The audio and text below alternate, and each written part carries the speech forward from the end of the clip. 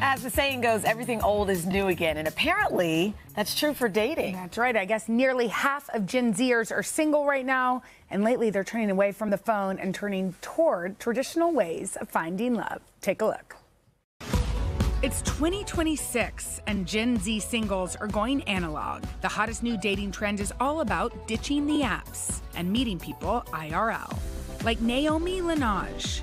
She deleted her dating apps and documented her journey to find a husband in actual social spaces. Day one of the shy, introverted girl putting herself out there to meet guys in real life. 23-year-old Miles went viral for his creative and old-school approach to flirting in New York City. Saw this beautiful girl outside the 1 train in this leather jacket. So I went up to her. So I asked for her email. It worked. We even spoke about it on our show. Maybe he sent her a email that was flowery and old-timey. Yes. And he clearly feels very good about maybe himself. a poem. And when swiping didn't work for Laura Rosner, she decided to put her own spin on dating. A blast from the past, handing out business cards at the bar. So this year, the best dating move might just be to put down the phone and let life do the matchmaking. I think this is a great idea. Okay, I'm ready to find out what happens. So with us now is Maria Avgitidis. She is the author of Ask a Matchmaker. And we have our 3 singles. We have Naomi, Miles, and Laura. So happy you guys are here. Hi. Hi. Okay, I feel embarrassed that we've talked about you, Miles, but for the 3 of you, like scaled of 0 to 10, how is dating IRL going for each of you? Naomi? Imagine a desert with tumbleweeds. Oh! But it's only the beginning of the year, and this is the first year that I'm like totally off the apps and trying to be more intentional. Okay. Not tumbleweed. Miles, what about you? Give us a place in the geography. Yeah, the geography is pretty good. I'd say maybe around a 7.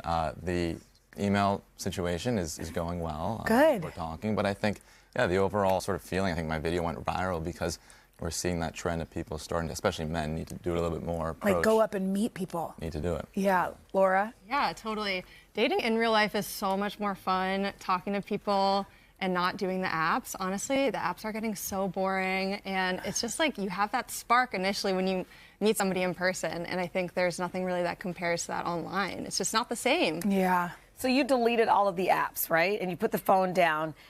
Are you hoping for a difference, and where are you hoping to meet these people? Because I think that's also part of the challenge is where do you go, Naomi? I think being intentional and like actually leaving the house, because I work for myself, so staying at home, it's an easy alternative. But so every single day I'm like waking up, I'm like, okay, where can I go today? A lot of And are you just walking down the street just like... you know, trying to make eye contact, because I went through my entire life feeling like I was invisible. I was never approached, but that's because I had a very like closed attitude, closed like body language. Yeah. Was not making eye contact. Like I see someone who's my type and I immediately am like, you know, so just trying to be open and like smiling. Okay. Miles, you said, okay, so Miles, you sent an email, but really what it's about, and you just said this, is like going up to people and starting a conversation. How can you inspire people watching to get out sort of from behind their phones? Yeah, I think it's a little bit of a lost art. I mean, it's my parents met at a bar on the Upper West Side. My dad approached my mom, and I think that, you know, I get messages now from a lot of men and women saying, look, I went, I shot my shot.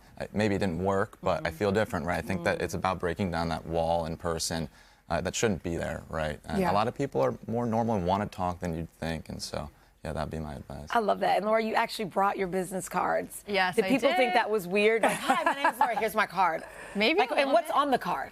I mean, we don't want to give your number. No. Is it just your name and number, or it what? says "Call me" on the front in cursive, and it It's just very says chic. XOXO Laura. Thank you. And then you write your number if you want for whoever.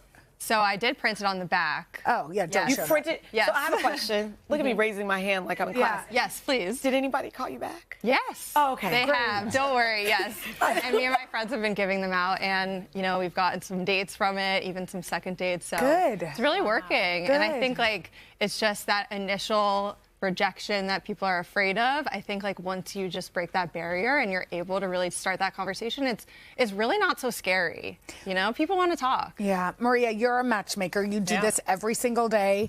What do you think about this sort of ditching the apps and getting out there? Well, you started off by saying the old is new again and talk about matchmaking. That is the oldest form of dating. When I look at this, I think of the Gen Z population who is embracing how some of us met, how some of us learned how to get rejected. We went to the mall, we flirted with people, we got rejected.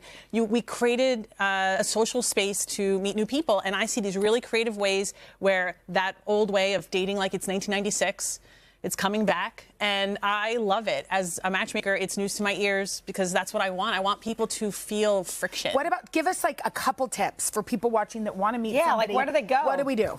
So where you go is actually what Naomi is doing, which is participating in your community. So Naomi actually mentioned something really interesting. She works from home. She's living a frictionless life. She doesn't necessarily have to talk to the barista. She can do Uber Eats.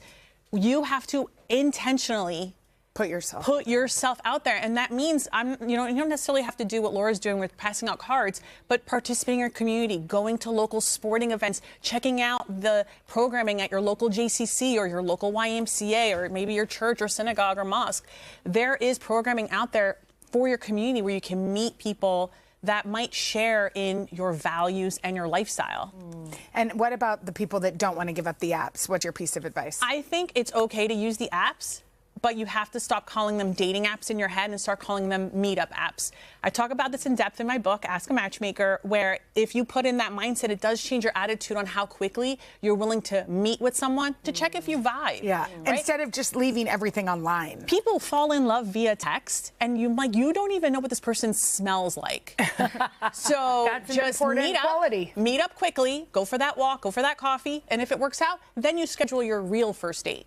Okay.